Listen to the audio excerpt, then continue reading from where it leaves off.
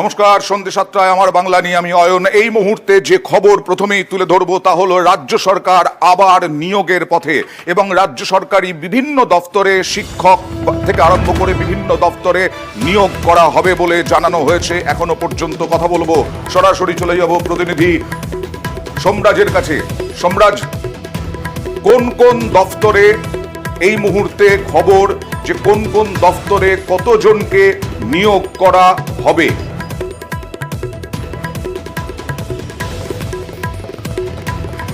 দেখো, লোকসভা ভোটের পর আজকেই প্রথম রাজ্য মন্ত্রিসভার বৈঠক হলো, আর সেই বৈঠকেই 552টি পদে নিয়োগের সিদ্ধান্ত নেওয়া হয়েছে, যার মধ্যে রাজ্যের স্বরাষ্ট্র দপ্তরে 105টি, রাজ্যের প্রাণী ও প্রাণী সম্পদ দপ্তরে 250-এরও বেশি শূন্য পদে নিয়োগের সিদ্ধান্ত নেওয়া হয়েছে।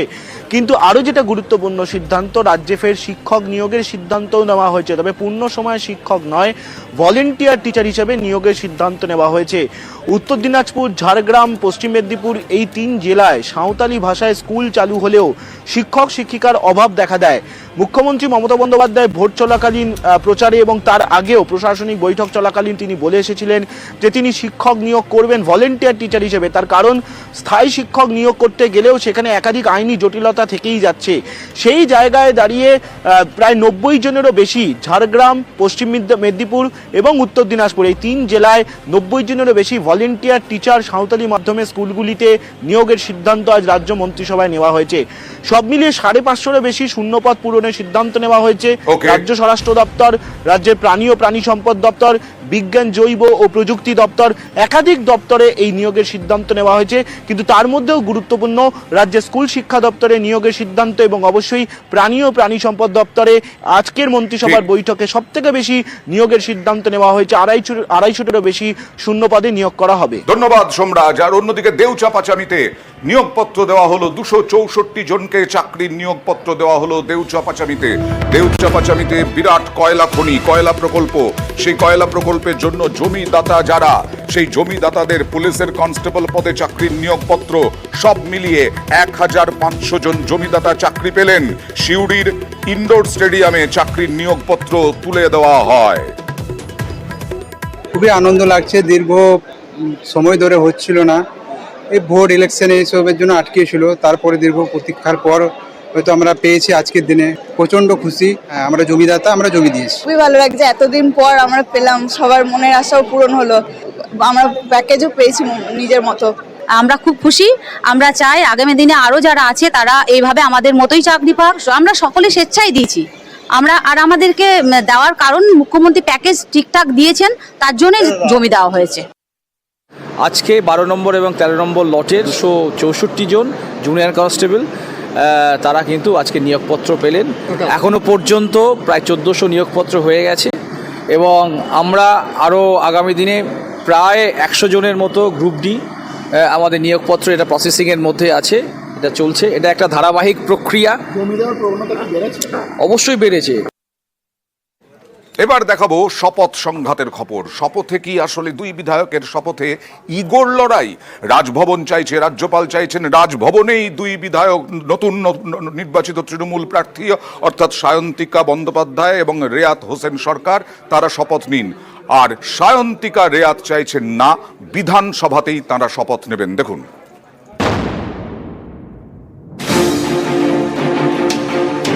ফের রাজ্যপাল বনাম রাজ্য, এবার শপথে সংঘাত।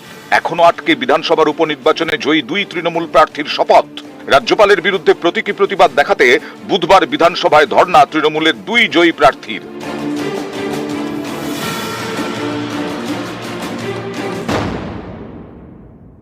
ইগোর প্রশ্নই নয়, হয় উনি আসুন, আমরা এখানে হাউস স্কুলে বসে ওদের দুজনকে শপথ দেওয়ার আমাদের কোনো আপত্তি নেই। আর যদি না হয় তাহলে উনি অথরাইজ করে দিন, যা হয়ে এসছে। এই যে খেলা হচ্ছে, he is also a caged parrot, he speaks for his master. His master হচ্ছে প্রধানমন্ত্রী। এবার লোকসভা ভোটের সঙ্গে উপনির্বাচন হয় রাজ্যের দুটি বিধানসভা আসনে, উত্তর 24 পরগনার বরানগর এবং মুর্শিদাবাদের ভগবানগোলা। 4 জুন লোকসভা ভোটের সঙ্গেই ফল ঘোষণা হয় এই দুই বিধানসভা কেন্দ্রের। তারপর কেটে গেছে 3 সপ্তাহ, এখনো বিধায়ক হিসেবে শপথ নিতে পারেননি দুই তৃণমূল প্রার্থী, বরানগরের সায়ন্তিকা বন্দ্যোপাধ্যায় এবং ভগবানগোলার রেয়াত। রাজ্য বিধানসভার নজিরবিহীন ঘটনা বা বেনজির ঘটনা বলা হচ্ছে, যেখানে দেখা যাচ্ছে নির্বাচিত দুই জনপ্রতিনিধি, একজন বরানগরের অন্যজন ভগবান গোলার, তারা বসে পড়েছেন বিধানসভার পটিকোতে এবং জয়ের যে শংসাপত্র দুজনের হাতেই এবং একই সঙ্গে যে পোস্টার, সেখানে লেখা আছে waiting for the arrival of honourable governor for oath. সত্যি মানে আমরা বুঝতে পারছি না যে নির্বাচিত হয়ে দোষ করেছি, যে আমরা শপথ বাক্য পাঠ করতে পারবো না, সেটার জন্য আমরা কি অন্যায় করেছি? আমরা তো বলিনি আমরা রাজভবনে যাব না, বা আমাদেরকে মাননীয় রাজ্যপাল শপথ বাক্য পাঠ করালে আমরা সেটা গ্রহণ করব না, আমরা তো বলিনি। কিন্তু আমাদেরকে তো বলাই হচ্ছে না যে কে শপথ বাক্য পাঠ করাবে, রাজ্যপাল যে করাবেন সেটা তো আমাদের বলা হয়নি। এই জটিলতার সূত্রপাত বেশ কয়েকদিন আগে। প্রচলিত রীতি অনুযায়ী উপনির্বাচনে জয়ী প্রার্থীদের শপথ বাক্য পাঠ করান বিধানসভার স্পিকার। রাজ্যপালের অনুমতি নিয়ে শপথ বাক্য পাঠ করানো হয়, এর অন্যথা হয়ই না। তাই উপনির্বাচনে জয়ী প্রার্থী কবে শপথ নিলেন তা অনেকের নজরেই পড়ে না। কিন্তু এবার সেই শপথ নিয়ে হাজারো জটিলতা, রাজ্যপাল রাজ্য সংঘাত। রাজ্যপাল জেনে শুনে চ্যালেঞ্জ দিচ্ছেন মনে হয়। আমরা লোকসভায় কি দেখলাম, লোকসভায় তো রাষ্ট্রপতি সবাইকে শপথ দেননি, প্রোটেম স্পিকার করেছেন। পশ্চিমবঙ্গের ক্ষেত্রে দেখছি একটা অন্যরকম তিনি চিন্তা ভাবনা করছেন। এটা কেন করছেন আমি বলতে পারবো না, এর পেছনে কোনো উদ্দেশ্য থাকতে পারে। প্রধানমন্ত্রীর মতো মানুষ তিনিও প্রোটেম স্পিকারের কাছে শপথ নিলেন। আইন দেখবো, আইন দেখে আইনজীবীদের সঙ্গে পরামর্শ করবো এবং to what extent we can do, দরকার হলে রাষ্ট্রপতির নজরও আমি আনবো। দুই জনপ্রতিনিধির শপথের বিষয়ে বিধানসভার সচিবালয় থেকে চিঠি পাঠানো হয় রাজভবনে। এরপর বিধানসভার সচিবালয়ের থেকে কিছু তথ্য চেয়ে পাঠায় রাজভবন। গত শনিবার রাজভবনের থেকে ইমেল পান সায়ন্তিকা ও রেয়াত। তাদের বলা হয় ২৬ তারিখ রাজভবনে শপথ নিতে আসতে। সোমবার এ বিষয়ে কথা বলতে অধ্যক্ষের কাছেও যান তৃণমূলের দুই জনপ্রতিনিধি। এরপরেই তারা চিঠি দিয়ে রাজ্যপালকে জানিয়ে দেন রাজভবনে নয়, বিধানসভায় অধ্যক্ষের কাছেই শপথ নিতে চান। কিন্তু রাজভবনে আর্জি মানেনি, তারা নিজেদের অবস্থানে অনড় থাকে। আবার তারা সায়ন্তিকা এবং রেয়াতকে ইমেল করে। বুধবার দুপুরে রাজভবনে শপথ গ্রহণের আমন্ত্রণ জানানো হয়। রাজভবনের ইমেলে এও উল্লেখ করা হয়, গত বছর উপনির্বাচনে জেতার পরে ধূপগুড়ির বিধায়ক রাজভবনেই শপথ নিয়েছিলেন। এরপর সায়ন্তিকা ও রেয়াত বিধানসভায় গিয়ে স্পিকারের সঙ্গে কথা বলেন। সিদ্ধান্ত নেন তাঁরা রাজভবনে যাবেন না, শপথ নেবেন বিধানসভাতেই। বুধবার বেলা 12টা থেকে বিকেল 4টে পর্যন্ত তারা বিধানসভায় অপেক্ষা করবেন। সেই মতো এদিন তৃণমূলের দুই জনপ্রতিনিধি বিধানসভায় আসেন, কিন্তু রাজ্যপাল আসেননি। রাজ্যপালের বিরুদ্ধে প্রতীকী প্রতিবাদে বিধানসভাতেই ধর্নায় বসেন সায়ন্তিকা ও রেয়াত, যা কার্যত নজিরবিহীন বলেই অনেকের মত। নিউজ 18 বাংলা। আর এই যে শপথ না নেওয়ায় সমস্যায় পড়বেন কারা? সমস্যায় পড়বেন বরানগরের সাধারণ মানুষ, ভগবান গোলার সাধারণ মানুষ। কারণ বিধায়কের সই দরকার হয় বিভিন্ন কাজে, এবং সেই কারণেই এই যে সায়ন্তিকা বন্দ্যোপাধ্যায়, রেয়াত হোসেন সরকার, তারা শপথ নিতে পারলেন না, তাতে সমস্যায় পড়ছেন সাধারণ মানুষ। আমাদের বিধায়ক সায়ন্তিকা বন্দ্যোপাধ্যায় তিনি শপথই নিতে পারছেন না, এবং আমাদের দৈনন্দিন অনেক কাজকর্ম তাকে দিয়ে সই সাবত করাতে একটা বরানগরবাসী হিসেবে, সাধারণ নাগরিক হিসেবে আমাদের খুব অসুবিধা হচ্ছে। তিনি যত তাড়াতাড়ি সম্ভব শপথ গ্রহণ বা পাঠ করবেন, আমাদের তত সুবিধা হবে। বিধানসভা এবং রাজভবনের মধ্যে টানাপোড়েনের মাঝে আমরা পড়ে গেছি একটা বিরাট অসুবিধার মধ্যে। আমাদের যে দৈনন্দিন নানান রকম কাজকর্মের জন্য ওনার যে সার্টিফিকেটটা দরকার, সেই আমরা পাচ্ছি না, যেহেতু তার এখনো শপথ নেওয়া হয়নি বলে। শপথ না নিলে তার সাইনিং পাওয়ার থাকছে না। এখন অনেক ছোট ছোট ছেলে মেয়েদের এখন বিবেকানন্দ স্কলারশিপ থেকে আরম্ভ করে পড়াশোনার অনেক কিছু এমএলএ সাইনিং অথরিটি হিসাবে ফর্মে এন্ডোর্স করার দরকার, সেই সুযোগটা কিন্তু হচ্ছে না।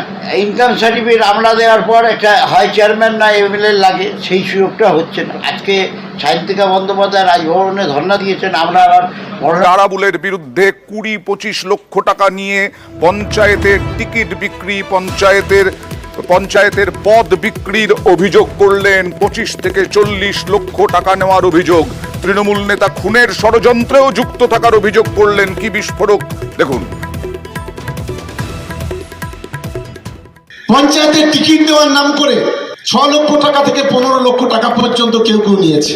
কারোর কাছ থেকে নেওয়া হয়েছে, কারোর কাছ থেকে 25 লাখ, 30 লাখ থেকে 40 লাখ টাকা নেওয়া হয়েছে। আমার কাছে যারা বা যে যেত তাদের উপর এখানে রোলার চালানো হতো। ওখানে একজন প্রধান আছে, তার স্বামীর নাম খয়রুল, তার মার্ডার করার জন্য 18 লক্ষ টাকা লেনদেন হয়েছে। আরাবুল করছে, আরাবুলেই এই ঘটনার মূল নায়ক। যে তথ্য সামনে এসছে নিশ্চিতভাবে প্রত্যেকটাতে কোয়ারি হবে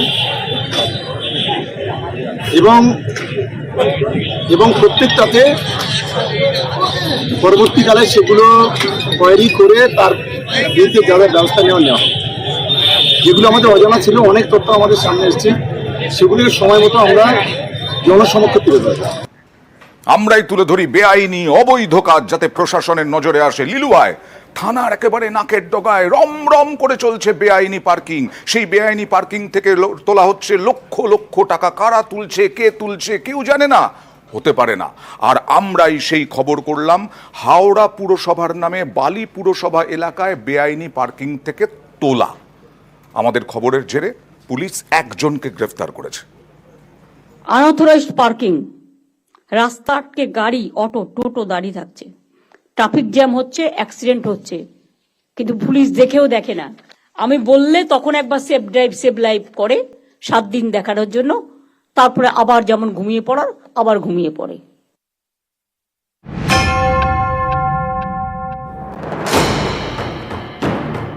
বালি পুরসভার 33 নম্বর ওয়ার্ড, লিলুয়ার ঝিল রোড থেকে কলাবাগান। এ রাস্তার দুপাশে একের পর এক কারখানা, তাই প্রতিদিন প্রচুর ট্রাক এবং লরির যাতায়াত। এমন জায়গাতেই রাস্তা দখল করে বেআইনি পার্কিং, সেটাও আবার লিলুয়া থানার নাকের ডগায়, থানা থেকে মাত্র 50 মিটার দূরে।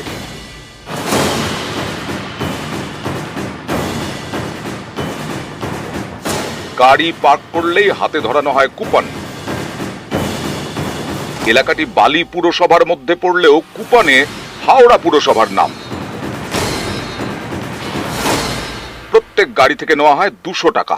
প্রতিদিন এখানে প্রায় 150 লরি পার্ক করা হয়, বাস এবং ছোট গাড়িও রাখা হয়। এই সব গাড়ি থেকে প্রতি মাসে লক্ষ লক্ষ টাকা আয়, সবটাই বেআইনি ভাবে। অভিযোগের আঙুল বেসরকারি সংস্থার দিকে।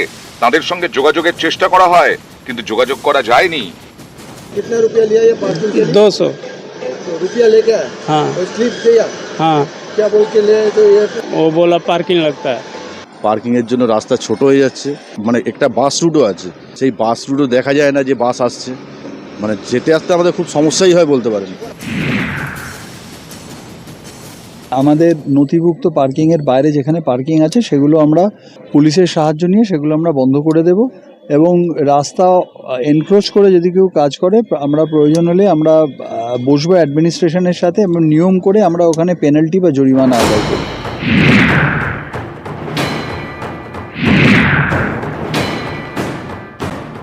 লিলুয়া থানার কাছেই রমরমিয়ে বেআইনি পার্কিং এর ব্যবসা। বুধবার সকালেই খবর দেখায় নিউজ 18 বাংলা। এর কয়েক ঘন্টার মধ্যেই তৎপর হয় লিলুয়া থানার পুলিশ। পার্কিং ফি আদায় করতে যান দীপক ছেত্রী নামে এক ব্যক্তি, তাকে গ্রেফতার করে পুলিশ। পার্কিং এর আসল মাথা কারা তা খুঁজতে পুলিশ নিজেদের হেফাজতে নিতে চলছে ধৃত যুবককে। ক্যামেরায় রাজু ভুইয়ার সঙ্গে দেবাশিস চক্রবর্তী, নিউজ 18 বাংলা, হাওড়া। বেআইনি পার্কিং নিয়ে ক্ষোভ প্রকাশ করেছিলেন 24শে জুন। হকার উচ্ছেদ নিয়ে, ফুটপাত দখল নিয়ে রুদ্রমূর্তি ছিল মমতা বন্দ্যোপাধ্যায়ের। গত কয়েকদিন ধরে চলছে হকার উচ্ছেদ, আর এবার আলিপুর চিড়িয়াখানার সামনে থেকেও হকার উচ্ছেদ পুলিশের। আর্থ মুভার দিয়ে দোকান ভেঙে দেয় পুরসভা। পুলিশকে নিয়ে উচ্ছেদ অভিযান। পুরসভার প্রায় 100 দোকান ভেঙে দেওয়া হয়। আগামীকাল রাজ্যের সমস্ত পুরসভাগুলো নিয়ে এবং রাজ্যের মন্ত্রীদের নিয়ে পুলিশ কমিশনারকে নিয়ে বৈঠক।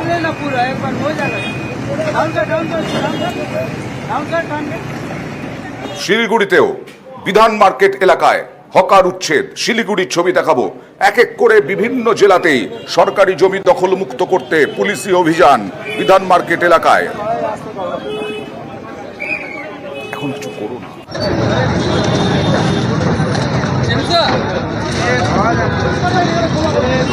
আমি তো হার্ট পেশেন্ট লোক, আমার তো বিমারি আছে, আমার ডেলি ওষুধ লাগে 100 টাকা কে, বহুত অসুবিধা। এরকম হাঁটাইলে তো আমরা মরে যাব, তো সুসাইড করতে হবে। আমাদের তো হোল্ডিং নাম্বারের দোকান, আমাদের তো বাইরের দোকান না, আর আমাদের দোকান তো এখানে ছিল না, আমাদের দোকান তো আরো আগের থেকে ছিল, আমাদের তো রোডের উপরে ছিল, আস্তে আস্তে ভাঙতে ভাঙতে রোড ড্রেনের উপরে উঠিয়ে দিয়েছে। সেটা তো আমাদের ইয়ে না, বলে গেল শুনলাম। খুবই ভালো কাজ হচ্ছে, কারণ বিধান রোডের যে শিলিগুড়িতে যে আমাদের যে গাড়ি বেড়েছে, রোড কিন্তু বাড়েনি। এটা যেই প্রশাসনই আসুক কেউ কিন্তু রোডের দিকে ধ্যান দিচ্ছে না, লোক যেখানে 200 ছিল সেখানে কিন্তু 2000 লোক হয়েছে, যার 10টা গাড়ি ছিল এখানে 10,000 গাড়ি হয়েছে। যারা ফুটপাতে বসে দোকানদারি করে খাচ্ছে তাদের উঠিয়ে দিচ্ছে। এটা আমরা তো এটা তো এতদিন দেখিনি, হঠাৎ করে মুখ্যমন্ত্রীর এই আলোচনার পর থেকে প্রশাসন থেকে চাপ বাড়িয়ে দিয়েছে। ঠিক আছে, চাপ বাড়াচ্ছে, এদের পুনর্বাসন দেওয়া হোক, এটাই আমি চাই। মুখ্যমন্ত্রীর ক্ষোভ প্রকাশের পরেই সব জায়গায় তৎপরতা, পুরসভাগুলো তৎপর। এই মুহূর্তে সিউড়ির ছবি দেখাবো। সিউড়িতেও তৎপর পুরসভা এবং পুলিশ। পুরসভা এলাকায় সিউড়িতেও হকার উচ্ছেদ অভিযান, ফুটপাত ফাঁকা করার অভিযান, সরকারি জমি দখলমুক্ত করার অভিযান।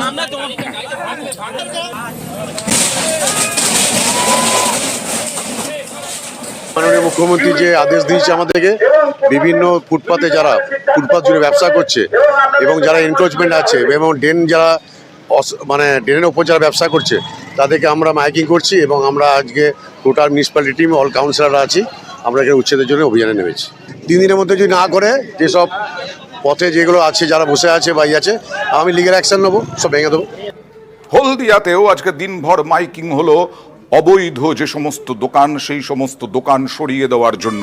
হলদিয়াতেও এই রকম ভাবে জবরদখল হটাতে টাউনশিপে মাইকিং। 27 জুনের মধ্যে জমি খালি করার নির্দেশ, মানে কালকের মধ্যে। মাইকিংয়ের পরেই দখলমুক্ত হচ্ছে ফুটপাত, রাস্তা, জিনিসপত্র সরিয়ে নিচ্ছেন দোকানদার, বাসিন্দারা। অবৈধভাবে দোকানপাট ও বাসস্থানাদি করিয়া আছেন তাদের কাছে বিশেষ অনুরোধ, আগামী 27 জুন 2024 বৃহস্পতিবারের মধ্যে আপনারা হলদিয়া দক্ষিণ। এক তো গেল বেআইনি পার্কিং, সেই অবৈধ পার্কিং দেখালাম, লক্ষ লক্ষ টাকা তোলা। আরেকদিকে পুকুর চুরি হয়েই যাচ্ছে, যেমন পুরুলিয়া আর নন্দীগ্রামে শোরগোল। পূর্ব মেদিনীপুরের নন্দীগ্রাম, এখানে দিনে দুপুরে পুকুর ভরাট, সেটাও ব্লক ভূমি ও ভূমি সংস্কার দপ্তরের অফিস থেকে কয়েকশো মিটার দূরে। নন্দীগ্রাম সুপার স্পেশালিটি হাসপাতাল, এখান থেকে হাঁটা পথে হাসপাতাল মোড়। রাস্তার পাশে রয়েছে একটি বড় পুকুর, সেই পুকুর প্রায় বুঝিয়ে ফেলা হয়েছে। তারপরে শুরু হয়েছে বেআইনি নির্মাণ, তৈরি হচ্ছে দোকান। এই ঘটনায় বিজেপি তৃণমূল চাপানুতোর তুঙ্গে। বিজেপির প্রতীকে জেতা বিরোধী দলনেতা যদি কাঁথির ত্রিপল চুরি করতে পারে, হলদিয়ার লোহা চুরি করতে পারে আর কোলাঘাটে ছাই চুরি করতে পারে, বিজেপির প্রতীকে জিতে আসা নন্দীগ্রাম গ্রাম পঞ্চায়েতের প্রধান যে পুকুর চুরি করবেন, এটাই তো স্বাভাবিক। নন্দীগ্রামে একদম অরাজকতা চলছে তৃণমূলের মদতে। হসপিটালের সামনে পুকুর ভরাট করে বিল্ডিং করছে সম্পূর্ণ তৃণমূলের মদতে। এর বিরুদ্ধে আমরা বারবার জমা দিয়েছি এবং প্রতিবাদ জানিয়েছি, কোনো রকমের কোনো সুরাহা হয়নি। বুধবার পুকুর ভরাট করে নির্মাণের খবর দেখায় নিউজ 18 বাংলা। তারপরেই তৎপরতা, ভিডিওর নির্দেশে বন্ধ করা হয় নির্মাণ। ইনল্যান্ড ফিশারিজ অ্যাক্টে একটা আওতাধীন ব্যাপার আছে, যেটা হচ্ছে ওখানে যদি জল জমে থাকে সারা বছর, তাহলে ওখানে কোনো কনস্ট্রাকশন করা যায় না। তো সেই কারণে আমরা ফিশারি ডিপার্টমেন্ট থেকে ওটা চিঠি করা হয়েছে, ওনাকে কনস্ট্রাকশন বন্ধ রাখতে বলা হয়েছে। তো উনি আমাদের চিঠি করার পর কনস্ট্রাকশনটা বন্ধ রেখেছে, আর ভবিষ্যতে উনি আর কাজ করবেন না ওখানে। দেখুন, পুকুর যদি কেউ ভরাট করে থাকে সেটা সম্পূর্ণ বেআইনি কাজ করছে। এতে আমাদের বা কারোরই কোনো পারমিশন নেই।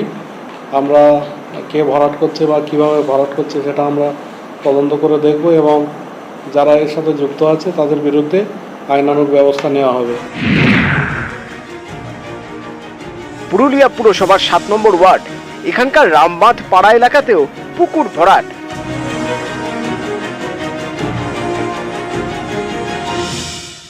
আস্ত একটা পুকুর বুঝিয়ে তৈরি হচ্ছে বাড়ি।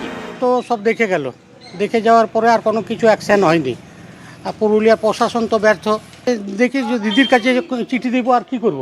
পাড়া প্রতিবেশী সবার সমস্যা হবে, কিন্তু কেউ বুঝছে না, তো আমরা করব কি বলুন?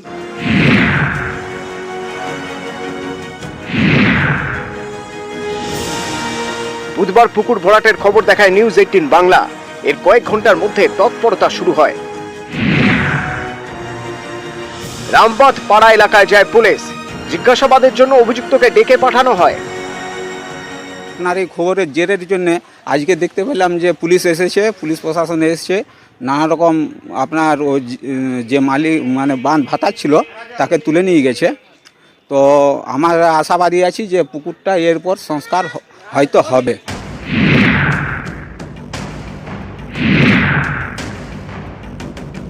উত্তর 24 পরগনার পানিহাটি পুরসভা, এখানকার নাটাগড় কালীতলা এলাকাতেও ভরাট করা হচ্ছিল পুকুর। সম্প্রতি এই খবর দেখায় নিউজ 18 বাংলা, তারপরেই তৎপরতা।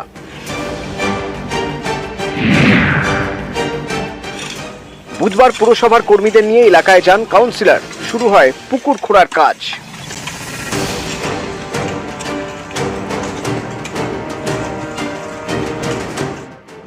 নিউজ 18 বাংলায় যে নিউজটা দেখানো হয়েছে আমরা খুব ধন্যবাদ তাদের জানাই। এই কারণে তো ভেতরে পুকুর আমরা তো চোখে পড়ে না, তো তাদের এই খবরের জেরেই আমরা আজকে এটা জানতে পারলাম। আমরা আমাদের লেবার দিয়ে পরিষ্কার করছি, জেসিপি ঢুকতে পারছে না এখানে, জেসিপি ঢুকতে পারলে তাড়াতাড়ি কাজ হতো।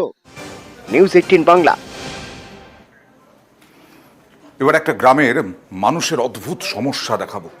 নামখানার একটা গ্রাম, সেখানে রাস্তা নেই, এই রকম বেহাল বাঁধের ওপর দিয়েই যাতায়াত করতে হয়। দেখুন, আমাদের এই রাস্তাঘাট প্রচুর খারাপ, প্রচুর। কেউ একটা এই রাস্তায় আমাদের কেউ একবারে কেউ ব্যবস্থা নেয় না।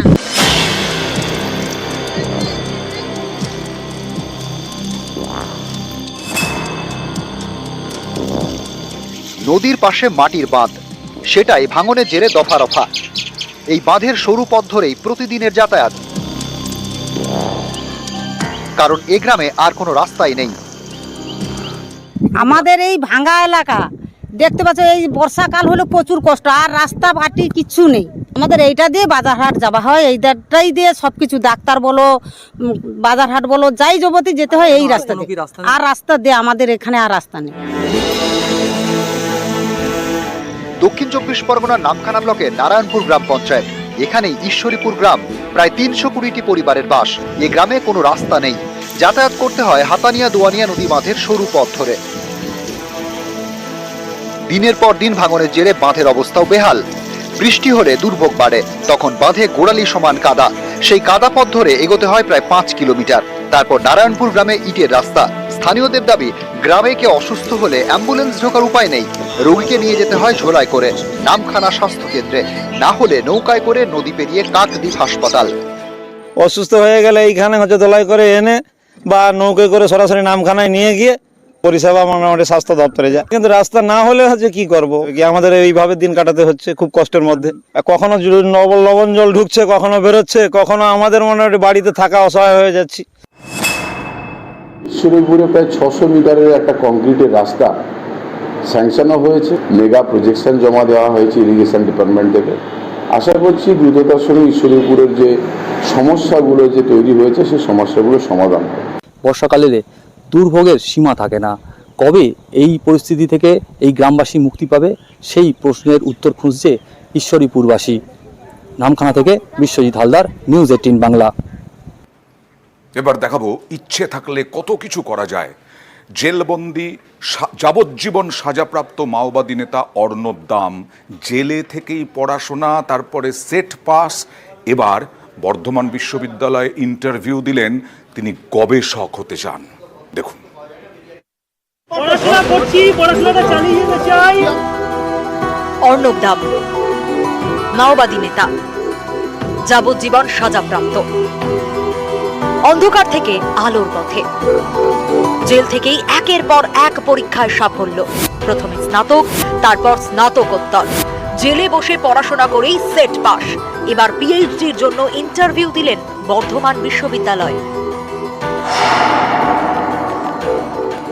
অর্ণব দাম Hooghly district correctional home Chinsurah থেকে ওনার একটা অ্যাপ্লিকেশন এসেছিল এবং সে কোয়ালিফাই ক্যান্ডিডেট হিসাবে ইন্টারভিউতে সরাসরি ডাক পেয়েছেন। অলরেডি বিশ্ববিদ্যালয় থেকে তার ইন্টারভিউ হয়ে গেছে। এবার বিশ্ববিদ্যালয়ের নিয়ম অনুসারে তাদের মেরিট লিস্ট তৈরি হবে, সিলেকশন হবে। এবার তিনি যদি কোয়ালিফাই করেন তিনি পিএইচডি করার সুযোগ পাবেন। মাওবাদী নেতা অর্ণব দাম ওরফে বিক্রম ছোট থেকেই মেধাবী। খড়গপুর আইআইটিতে ভর্তি হন মেকানিক্যাল ইঞ্জিনিয়ারিং। 3টি সেমিস্টারের পরেই হঠাৎ নিখোঁজ। পরে নাম লেখান মাওবাদীদের দলে। 2010 সালে শিলদা ইএফআর ক্যাম্পে মাওবাদী হামলায় জড়িত। 2012 সালে আসানসোল থেকে গ্রেপ্তার করা হয় অর্ণব দামকে। জেলবন্দি জীবন, তার মাঝেই আবার পড়াশোনা শুরু। জেল থেকেই পরীক্ষা দিয়ে স্নাতক হন, তারপর স্নাতকোত্তর। জেল কর্তৃপক্ষকে জানিয়েছিলেন অধ্যাপনা করতে চান, সেই মতো ন্যাশনাল এলিজিবিলিটি টেস্ট বা নেটে বসার আবেদন জানান। কিন্তু প্রশাসনিক জটিলতায় শেষ পর্যন্ত নেট দিতে পারেননি। কিন্তু অর্ণব থেমে থাকেননি, জেলে বসে পড়াশোনা করেই সেট পাশ করেন। এরই মাঝে সাজা ঘোষণা। গত বছরের ফেব্রুয়ারিতে যাবজ্জীবন সাজা হয় মাওবাদী নেতা অর্ণব দামের। গত মার্চ থেকে তিনি বন্দী হুগলি জেলে, সেখান থেকেই পিএইচডি করতে চান। জেল কর্তৃপক্ষের কাছে আর্জি জানান অর্ণব, সেই মতো ইন্টারভিউ। বুধবার সকালে বর্ধমান বিশ্ববিদ্যালয়ে ইন্টারভিউ দেন অর্ণব দাম। নিউজ 18 বাংলা।